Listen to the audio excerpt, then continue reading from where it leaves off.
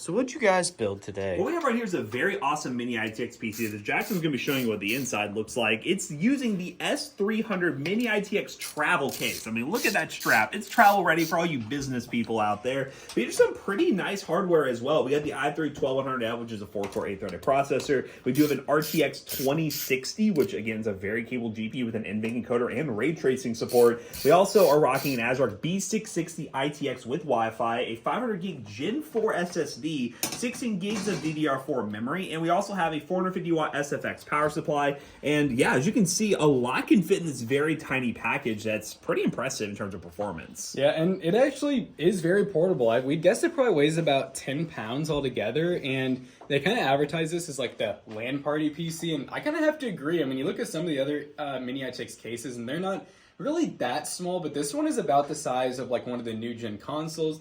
And yeah, like Matt said, it's a pretty good performance under the hood with a little bit of an upgrade path. And this was going to be $875, which actually is pretty surprising for a Mini-ITX build of this caliber. Yeah, Mini-ITX is normally pretty expensive, but this one is actually not too shabby. And if you use code TOASTYBROS2 on checkout, you can save 2% on this PC and many others over at PCBros.tech. Peace.